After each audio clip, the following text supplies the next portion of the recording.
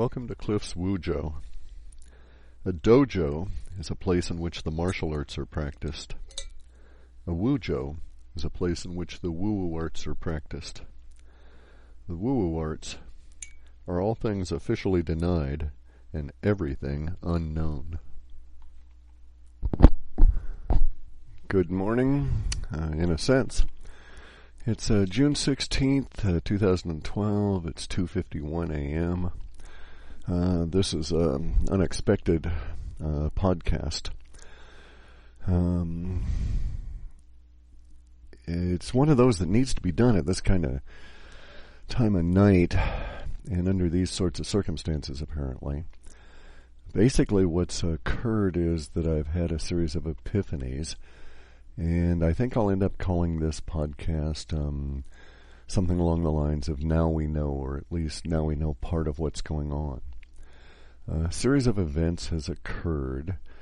It makes sense for everybody to go and validate these events in their own mind, and you can do so, and I'll describe how to go about it, and then I'll explain my epiphanies and how these things all fit in with what's happened with our work here at Half Past Human since 2003 or so. You have to bear with me. It is in the middle of the night. I'm trying to be quiet while Kathy and the dogs are asleep, and I don't want to set the dogs off. They'll notice I'm going in a little while and get up. But in any event, here's the thing. There's this guy who does remote viewing, and his name is Courtney Brown. If you don't know what remote viewing is, you need to go and check it out. It has a lot of validity, and Courtney Brown has he's a really smart bald guy, and he designed an experiment with remote viewing that not only validates remote viewing as a science, or a tool, or an applicable art, however you really want to think about it. His experiment was truly scientific in a way that most academia is not. And the stuff that he was doing his science experiment about is an art, because it's an expression of humanity at one of its core levels.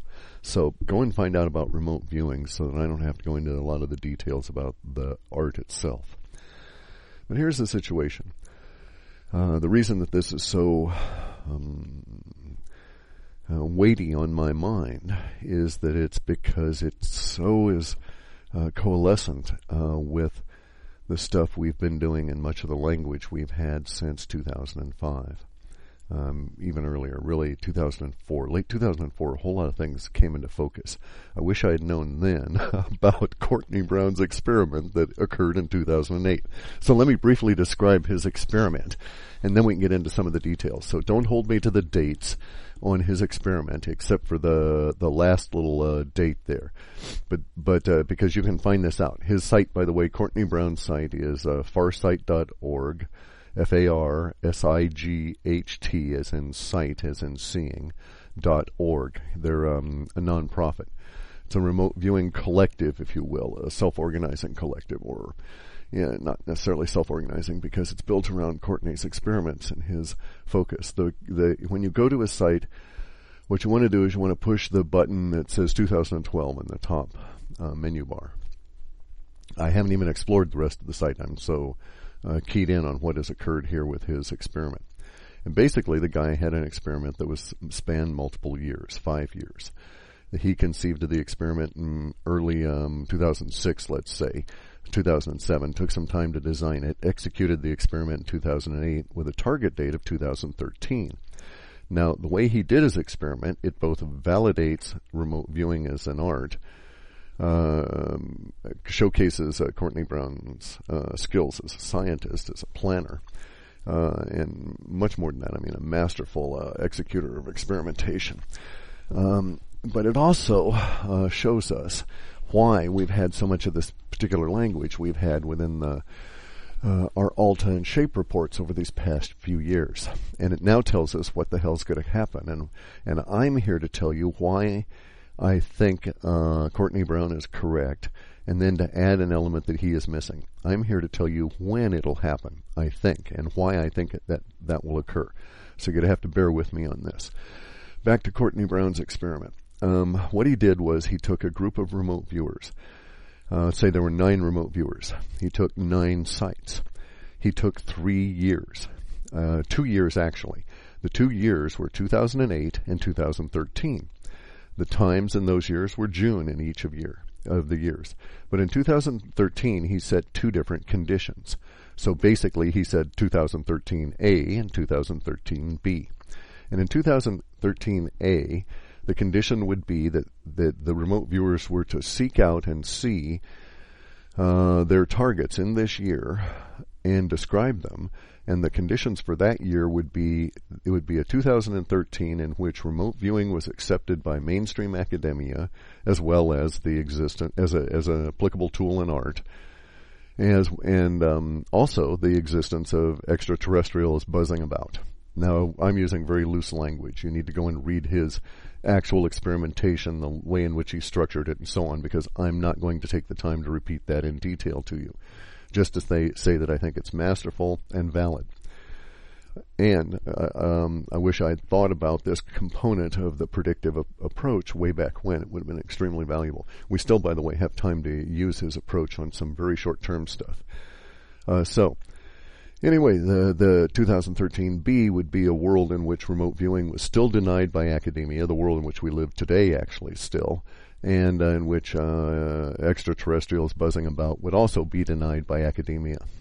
So basically, you've got the woo-woo world in 2013A and the non-woo-woo world in 2013B. So, and it's a beautiful way to go about it. He did his experiment in 2008 and posted the results in ahead of time. After all the remote viewing stuff was in, it was all collated, scanned, encrypted, and put out on the internet, so it couldn't be changed. So he was intellectually honest in how they approached this.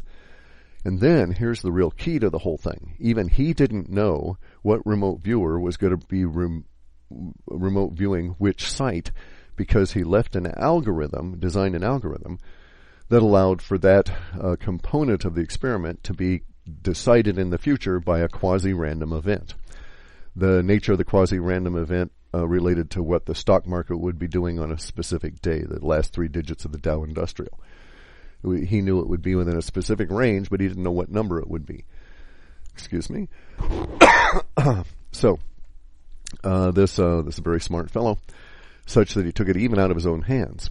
He devised a range that was sufficiently broad that it eliminates the idea of redundant occurrences that would invalidate the experiment itself.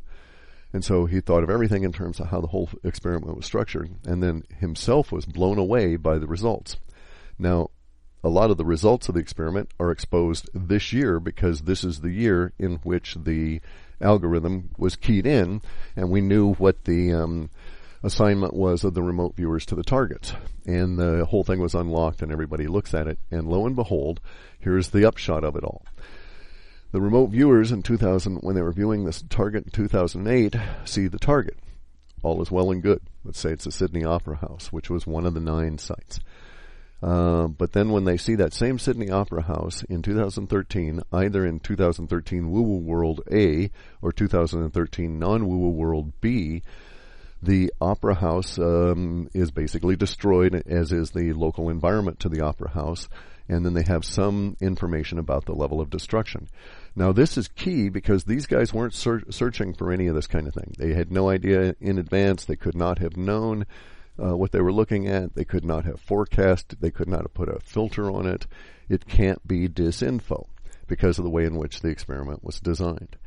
You don't have to trust me on this. You can go and look at farsight.org and read for yourself. So, the conclusions are that A, remote viewing is valid because they saw the 2008 version at the time they were reviewing it the way it was in 2008, which was everything is skookum, everything's cool. Then they see 2013, and in either case, it's basically gone through a disaster. Now, this is all good news for us. Believe me, I mean, it's kind of weird to say, but it's all good news for us because now we know. For instance, you'll have to look at the way in which the experiment was conducted and understand a few things about it. It is over. The experiment is done. If they had known at the time they were doing the experiment in 2008 there was even a potential for large-scale disaster or something, maybe they would have put in 190 sites, maybe they would have looked at a lot of sites inland, maybe they would have looked at a lot of sites in the northern hemisphere. They did not. But it does not matter. Because, and here's my key component to this. After you read the farsight.org material, presuming that you're one of the individuals that's read through some of our reports, you may want to understand that for a number of years we were forecasting and got a partial fulfillment on a language that I had called the global coastal event.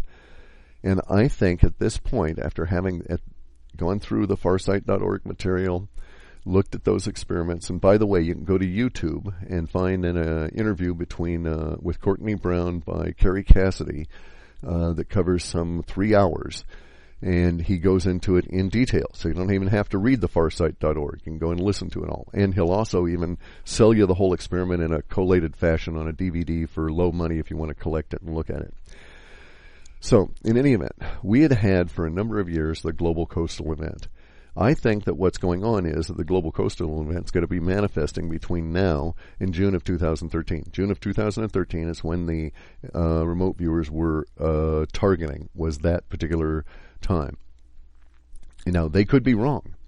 I think the odds are very low on that because of the nature of my work and the level of success we've had. Even if we took the lowest possible level of measure of our success, but if we did it accurately and said that the language appeared whether or not an event appeared to support that language, and so we got it in both cases, then we're still shooting at a very distant target, the future, with our work, and we're still able to achieve something on the order of at least better, twice what chance would allow, so about 40%. In some instances much higher. There were some times when we were spectacularly correct. A lot of those data sets that we were very, very, very accurate with included, as a background, this long-term data set that ran for a number of years, which was about the global coastal event, which I thought we'd reached a level of fulfillment and it had sort of crapped out. Well, it was one of those wide memes, I bet. Because here's the thing. I now think I know why the data gap manifests the way it does. I now think I know that George Ure, to a certain extent, was correct because he had maintained for a long time that the data gap was all about the infrastructure failure. Yet I could not understand how an infrastructure could fail in this particular pattern and yet produce basically a global demise of the ability to communicate. But it all makes sense. The 2008 experiment with the remote viewing yielded not only the disaster results, showing basically a world in 2013 that has gone through a water-based disaster, or at least a water component disaster. Now, you're going to hear them use the word, from this point forward, a lot of people are going to be using the word tsunami. It is not a tsunami as far as these people are describing it. It is a displacement wave, and this needs to be understood. There's a huge damn difference. A tsunami is limited by the coastline in terms of how high it can get and how far it can come in. A displacement wave is not under those limitations. Displacement wave is where you push the water out of the way. In this case, that's what they're suggesting is going to occur. The remote viewers not only located disaster in all of the sites that they were looking at, not all of them, but in a significantly high proportion. Significantly high proportion. Go and look at the interview, and he'll describe that proportion exactly because he's very much accurate about it.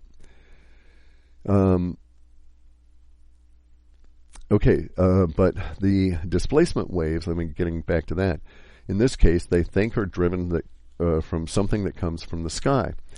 And the sites that they have chosen are not, they didn't choose any inland sites, so we don't have any real understanding from their viewpoint, from their data set, what's going on. But if you merge it with our crude data approach from 2003, 4, and 5 that yielded the background data set that we operated under with some of our most remarkable most spectacular until recently hits, that data set included as a background to it this long-term projection for this thing, the global coastal event. That was all part of this other thing that I thought was actually manifesting in 2008, maybe earlier, 2007. But we had I won't go into all of the details there because it's the middle of the night, but you can go back and read our old reports and you can get the description of the global coastal event. Within that global coastal event, one of the weird parts that we just couldn't fathom was the water actually appeared to, the descriptor could be read either way. The water could be described as not only a wave, but also a resulting period in which the water levels were significantly reduced. Like, 30 meters, 40 meters, reduced to the point where all the global ports that survived were useless. Couldn't get a ship to them. And I couldn't figure out, how's this going to occur? What's going to happen here? Is all the water going to evaporate, get sucked into a hole in the ground? What's going to happen? And so it never really made a lot of sense, that component. Well, it does in a displacement wave. If these people are accurate, then basically what the projection is, and this part of it does not matter, by the way, the projection is that it's going to be asteroids or something that'll hit probably likely in the southern hemisphere. I think the southern hemisphere is more likely to have an asteroid meteor strike than the northern hemisphere because of Dr. Bott's model, which you can find on my site in the in the right-hand column down there.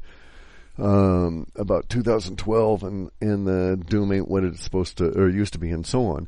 But Dr. Bott's model suggests that the southern hemisphere is much more likely to get these impacts because we're being drugged behind the sun at a fairly good clip, and anything that's going to impact us has to come and sort of chase us. And so, and also the gravity well that's created, the central vacuum core component of how the sun moves through the interstellar medium, and the vacuum that is between all of the planets but doesn't exist outside of us, more or less forces the material into the southern hemisphere.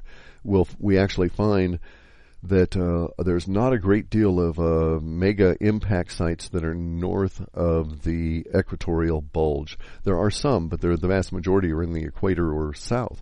In any event, none of that matters. The data sets that these guys have suggest that there's some form of a displacement wave. It appears to be global in terms of its impact, and it appears to be rather severe. The difference between 2013 A woo-woo world versus 2013 B non-woo-woo world is basically a difference in degree. There's still disaster, but in the woo-woo world where remote viewing is accepted, the disaster is less prevalent. There's more people that survive. This, of course, makes perfect sense because imagine the situation right now. If over the next 5 or 6 months this scenario of the impending disaster that's going to strike us leaks out, gets out, is promulgated, is kicked around, forced into people's consciousness and kicked into their throats, a number of people are going to accept the premise that remote viewing actually is acceptable, works. They're going to tie this with the idea that they already know that the extraterrestrials exist, and they're going to take action, and so they will survive. If this does not occur, these people won't survive because most of the humans on the planet live around the coast. So this needs to be understood. Now, we had a number of things. We had the data gap. Let's get back to that real briefly. I'll see if I can make time over the next few weeks to talk about this one more time, and then that'll probably be it because I'm going to be a busy bastard preparing for it. But our data gap because of the gap itself was not instant. It doesn't occur all of a sudden, boink, it's gone, and the data gap showed up that way. It was a series of holes. Those holes appeared actually with the Arab Spring when they started turning off the internet. Really pissed me off too as a way because I didn't think it was mechanical. I didn't think I thought the data gap was at a different level. But in any event, it started appearing and was simultaneous with the Arab Spring when they tried to turn off the internet stuff. And so it sort of validated that approach, and then the data gap had this big, long hiatus, and then it hits us really hard starting actually in about July of this year, where the data gap starts showing up. But its real peak is where most of the scanner graphic occurs to the point that the gap itself is existent is from February through May of 2013. Aha, well, if these people are viewing a recent type disaster that people are recovering from in June of 2013, but these guys in their remote viewing didn't know when it happened. They didn't know if it had been 4 months before, half a year before. They knew it wasn't a full year before because we're here, there, now. So they also knew from the perspective of 2013 June, that it was reasonably recent. Well, our data has its maximum level of data gap occur in April of 2013. There are effects, though, that start with the data gap where big chunks of it start going in February of 2013. This, I think, may be coincident with anticipated other effects of impacts, and that will end the solar disease, and that will be plasma effects, maybe a small Carrington event, something along those lines. But our largest single chunk of data going missing all at once was in April, and then there's a finality where the gap itself is at its most dense in very early May of 2013. Well, that sort of makes sense relative to these remote viewers and their experiment and Courtney Brown's design for it all. Because the targets he chose, he knew in some universe that this shit was going to come down, and thus was prompted to do this at a subconscious level. But he didn't know details and so on, so we're lucky we've got the detail we have. Now, I'm quickly going to propose that someone model another larger experiment like Courtney's, do it rapidly with a short-term turnaround of, say, a couple of months, use a different form of an algorithm to assign the remote viewers to the site, remote view a bunch of the inland sites as well as coastal areas all around the planet, get as many remote viewers involved as you can, be as rapid and as efficient as possible, follow his model and be honest about it so there can't be cheating, and let's examine this thing in some detail as to what's going to go on, and I can give you the time frames to even start looking at, and that is this February through May, or February to May, of 2013, with the most likely period in April. And so we could actually get maybe some further idea. I also want to suggest that Ed Dame's approach of saying, well, there are no safe areas that they've found in south of the equator is bullshit. Okay, they haven't found any, or maybe it's not bullshit, they may be quite correct, they haven't found any. Okay, let's not be limited to his lack of foresight in this. Let's get a bunch of people to do some remote viewing on that and organize this that way. It won't cost us anything. There's somebody around here without anything to do that could easily put this together and throw it up on a website. I'm in a situation where it's a real good idea. I'd like to see it done. It'll provide useful information, but my time is going to be spent looking through my old data for geographically appropriate notes, and I'm going to be honest here. I'm going to start looking in my local environment to see what the hell's going to happen in Puget Sound. I'm going to go through these notes with the idea of protecting my own butt and those around me, because we've got the time. It's going to happen suddenly. It'll probably be impacts, but they'll probably be preceded by some form of static solar events, this kind of thing. Other issues are going to pop up here. Some of the damage, by the way, is that if we do have an impact, say it's a meteor or an asteroid, big chunk of rock, however you want to describe it, comes on in and hits the Pacific Ocean, a sufficiently large chunk of rock is going to cause the destruction, likely, of the undersea telecommunications cables upon which the internet relies. It's also going to probably destroy vast numbers of cell towers upon which the internet now relies. This is due to the shock wave that will go through both the water and the air. The air shock wave and the water shock wave will transfer through there at different speeds because of the density of the media. The results will be different. We may have mega fires all over. Just because these remote viewers in 2008 did not view any of the inland areas doesn't mean the inland areas are without disaster, because our data showed a whole series of things relative to the global coastal event and other disasters that were relative to inland flooding that made no sense at the time, but do under the circumstances of some kind of a displacement of vast quantities of water by a heated chunk of rock. And the water goes into the air and comes out and it precipitates. It's not going to precipitate out over the oceans. Under normal circumstances, there's not a lot of rain created under the oceans relative to the rain created on the land masses anyway. And this time will be an extraordinary circumstance. So all the inland areas will be inundated by vast quantities of water that has been basically shoved up out of the oceans. This will account for the drop in water level that is not persistent, but is persistent enough to be registered for a number of months. but because it'll take that long for a lot of the water to come back to the ocean, and maybe years in some cases if the water is thrown into new lakes and inland seas and this kind of thing. But this is one of those, now we know. If you tie it in with all of our old ALTA reports and with the shape material and the projections for the earth changes and the screwinesses that hit the populace, because we had the evolution out of the blue in 2003 and 4 and 5, we had the evolution of these coastal scavengers that were going to be around. And I thought, okay, eventually we had the Katrina thing, and I thought, well, maybe that was it. Maybe that was the fulfillment of it, because about, maybe 19% or so, I'd have to go and look now, of the language actually showed up. But it wasn't. What it is a precursor, a little example of what we're going to be seeing, a pre-echo, if you will, of future events. There's going to be major devastation. Most people on the planet live around the coast. Most of the people are going to be impacted. It's going to cause a lot of disruption in the social order. There will be a lot of stuff lying everywhere. There's probably going to be a lot of stuff in the water washing up for years because of the general level of devastation and the destruction of any kind of non-local infrastructure. All of the stuff that washes up and is available in the coast is going to be useful. You're going to gather it because you've got nothing else. This is a common thread that's running through some of these remote viewing sessions.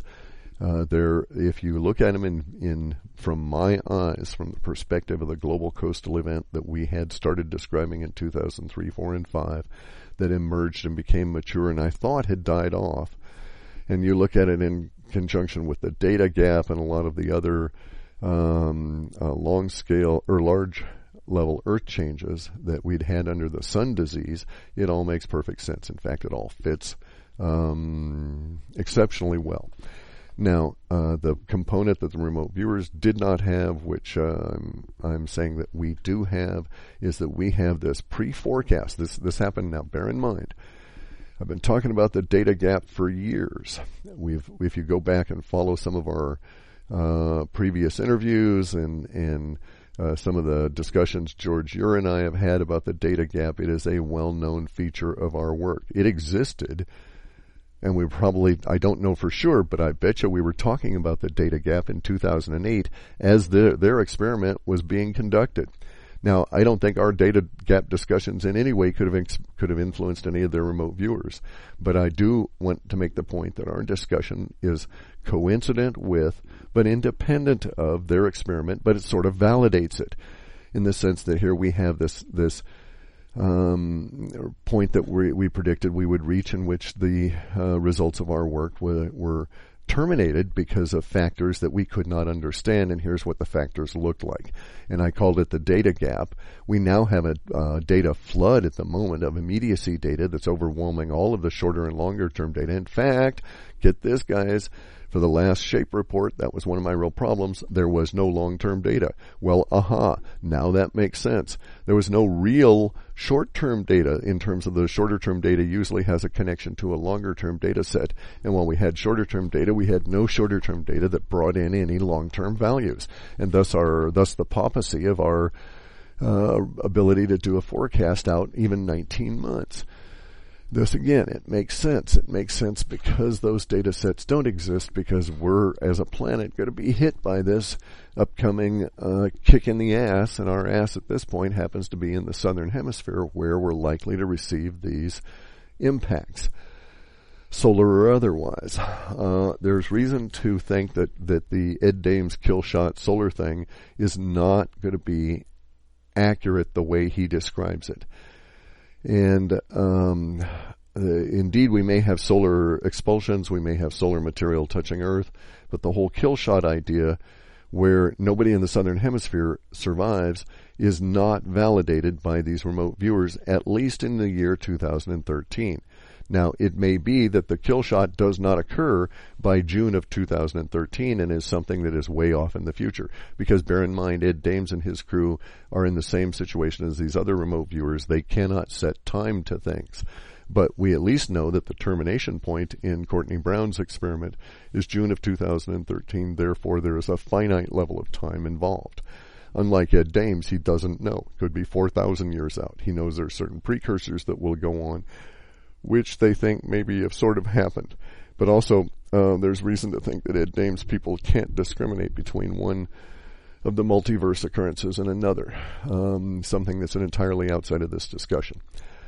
In any event, though, so getting back to Courtney Brown so I can wrap this up and try and get back to sleep.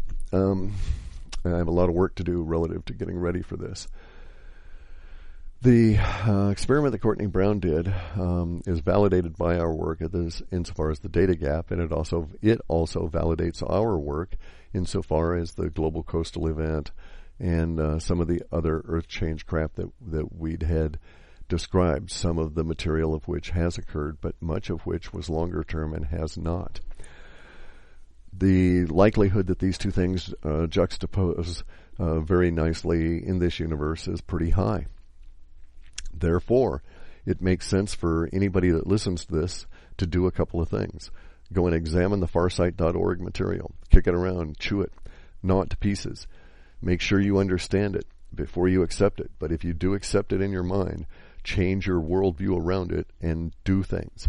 Moving inland, I don't know, is the solution. That's, for my particular view at the moment, what I'm going to do is to continue on as universe has driven me, which is to be waterborne. Why that is the case, I don't know, but I'm going to examine lots of different parameters about the area in which I live and the various potentials here, as well as my own data sets from these past few years to determine what my course of action will be over these next few months. If you feel driven to move inland, maybe that's the thing to do. If you feel driven to get your ass up high into the mountains, maybe that's the thing to do. But bear in mind, we also have Fukushima. Now, this gets into it briefly. Let me point out a few things. This makes everything make sense. No wonder the powers that be don't give a rat's ass about Fukushima. No wonder there is not a global effort to cap that thing and kick the Japanese into getting out of the way and letting us clean it up. No wonder we're not trying to rescue the global economy. No wonder blah, blah, blah, blah, blah. It just doesn't matter. Anything that the power elite they're doing that makes no damn sense at all in terms of why they're fucking over the planet now all makes sense. They need not care because it's going to happen before June of 2013. So the supposition, in fact, we have a lot of stuff in our data that said that the power elite were going to start disappearing from public sight right around the election time within the populous USA. And so when Hillary is just simply not seen and somebody says in February, we haven't seen Hillary and her ilk here in the last couple of months. Wonder where that fat old broad is. Well, by then she'll be in her hidey hole. And within a short period of time, you'll see plasma events in the sky. Giant static waves will come through and destroy cell towers and so on. And then there will be an impact wave. And if you're in the northern hemisphere, you may have, let's say in the atmosphere, between 20 minutes and 4 hours, depending on where you would be on the planet, notice before the impact wave swept through the atmosphere. If you're close enough, it'll do things like knock over buildings and trees. If you're far enough away, it'll just blow glass out and knock over smaller, thinner trees. May set shit on fire, I don't know. But it will certainly have caused a great level of havoc in the southern hemisphere. It's not going to destroy all life down there, though, unlike Ed Dame's forecast. I have a lot of reason to suggest that this is not true, as well as the remote viewers. But we may have multiple impacts. There was a RAND report or a government report out a number of years back that said that there were going to be a natural disaster in which the Americas were going to take up to 1,200 impacts of small meteors and stuff. That may be the situation that they were talking about occurring in now at this point, and it may be that they were thinking small rocks and we're going to get some fairly large ones. In any event, the result of the remote viewing session is rather clear. Whether it was a brief solar expulsion, the finger of the sun that comes on down and flicks at the Pacific Ocean or something along those lines, the displacement wave result causes devastation in those areas that they looked at, which were all over the southern hemisphere, with a couple of northern hemisphere spots that also received devastation. So we're talking about something, and a lot of the devastation was coastal because the places they were looking at were coastal. It was waterborne. So we need to take all this into consideration. Somebody who has the time and the expertise needs to run another one of the Courtney Brown style experiments, focusing specifically looking for the inland areas to see what's going to happen there, and they can do it very rapidly. And the rest of us need to get our shit together and start promulgating the idea to create Woo Woo World A 2013A and save as many of the people as possible. I suspect that a lot of the people in Hawaii will understand this. There will be parts of the planet that are more receptive to this. That's one of the reasons I live in Puget Sound country, is because by nature, the toroid where we're at expresses compassion and cooperation up here. We're congested. We're the second largest or second most densely populated area of the west coast, but in general, we're much more cooperative, even with the congestion, than other areas. So I'm going to look into this Puget Sound region and do what I can to promulgate out the idea of where there may be some level of not certainty or even surety, but potential for a better experience as we go through this. A lot of people are not going to understand the remote viewing. They're not going to understand the way Courtney Brown put his experiment together and how it eliminates chance. I don't know if they'll catch on and accept it anyway. I imagine the powers that be don't want this information out because they want a lot of people to die. They're a bunch of ruthless, scum, and don't really understand the value of the expression of consciousness that is every life. So we face an uphill battle, but there's actually hope that Woo Woo World 2013A can be created. And then the marvelous part of all of this, I'm going to end after this, but the marvelous part of all of this is that Courtney Brown is absolutely correct. We have graduated. This may even be Terence McKenna's Eschaton experience. This may be the driving force that compels us in this particular year. His experiment, Courtney Brown participates in it, if you look at it this way, because now we know. Now we know that here is a tool that we can use, that we can craft experiments to view the upcoming future. We are no longer its victims. We are now in control. We don't know a whole lot. Okay, we don't have our eyes fully wide open, but we got our hands out. We got our hands wrapped in the short and gnarly hairs, and we're starting to yank on them and get some results. So we've got the universe by the short and gnarlies now, and the more we do this, the more we will gain control and understanding with it. It's going to be a big process, and I suspect that anybody that's a remote viewer is going to be real excited about this because they have a potential to participate in not only the elevation of the art that they participate in to a scientific tool for the populace, but also to get out there and save people. Because we've got, people are valuable. They're worth it. Not the scum that are going to hide in the holes. More power to them. It's like, by the way, something I've always maintained, those holes are coffins. And if we get a sizable impact, it'll travel through the planet and it'll hit the rock waves and go through these hidey holes in a way that the people inside will not like. In fact, most of them won't even survive. So, on the happy note that the powers that be go and hide in a hole and are turned into some kind of thing resembling a protoplasmic jelly by the concussion wave, and that a great deal of us wise up and go and do things in a cooperative manner, and we survive and rebuild a much more cooperative and focused and energetic society. Now's the time for all of you to say, okay, Cliff's full of shit. I'm going to go and look at this farsight.org thing and go and do it. Thanks. Thanks. Thanks. Thanks. Thanks. Thanks. Thanks. Thanks.